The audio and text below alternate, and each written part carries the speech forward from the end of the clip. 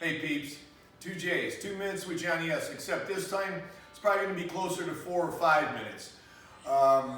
This last Friday past, I lost, I don't know if for a lot of you guys know this, I played my college football for the Miami Hurricanes and we lost our head football coach.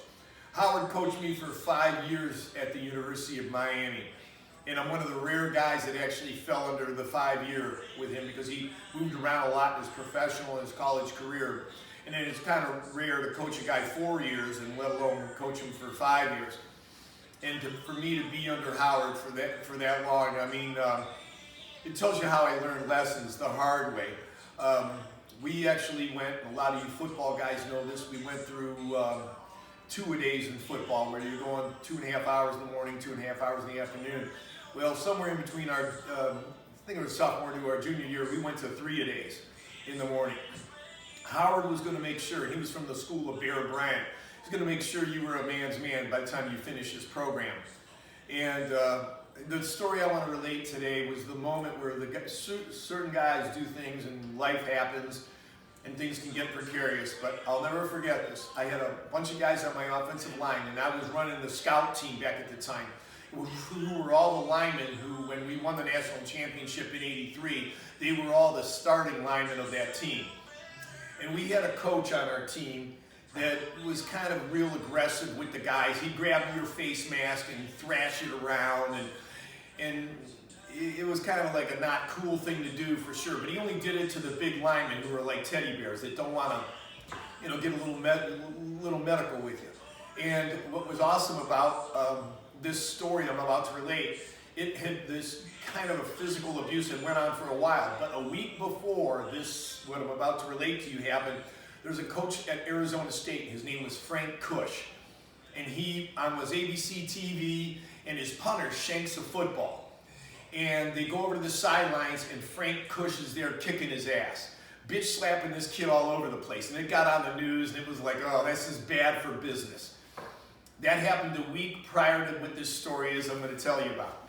So the guys are all sitting around and are standing in the huddle, sweating their asses off. It's 92 degrees out there. They're getting their asses kicked by all the, it's always in scout team, we're the meat squad. We were the guys that were supplying a good picture for whoever we were playing the week before. And the harder you tried, the more that they beat the shit out of you on the other end. And on top of all that, now here's your coach fucking with you, grabbing your face mask, bitch slapping you, or whatever. So I'm talking to the guys on the thing, and I go, guys, and it's just one coach that would do it.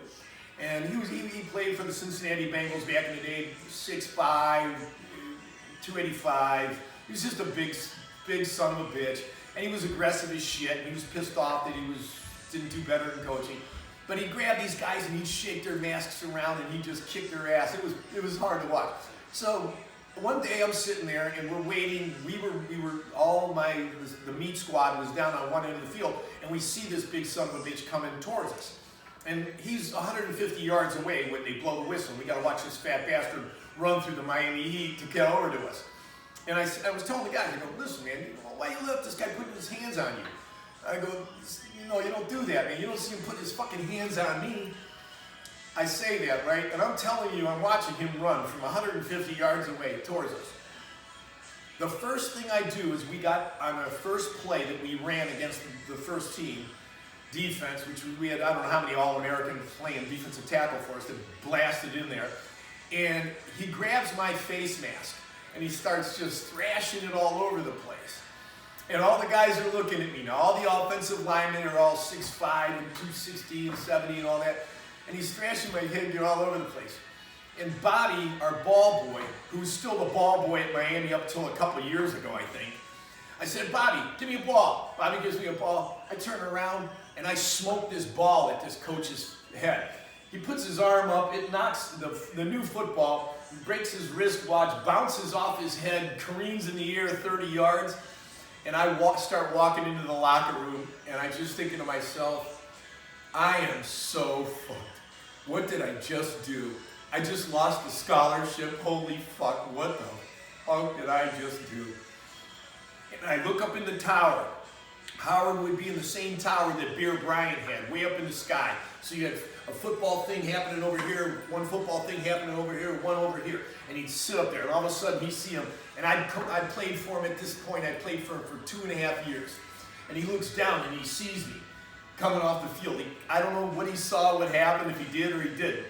And all of a sudden I see him start to take down, and I'm coming in the locker room going, oh shit, this is bad, man. I'm out of a scholarship. Where am I gonna go? What am I gonna do? Where am I gonna eat? What did I just do? He comes in the locker room, and I'm just sitting in the locker room, and he comes and he goes, John, what happened out there? I said, hey coach, I go, we're all working our asses off. We're all doing everything, knowing full well that he was smart enough to know that Frank Cush situation that happened, I told you about a week earlier, where the head coach lost his job. He comes in, so when Howard walks in the room, I know that's on his mind.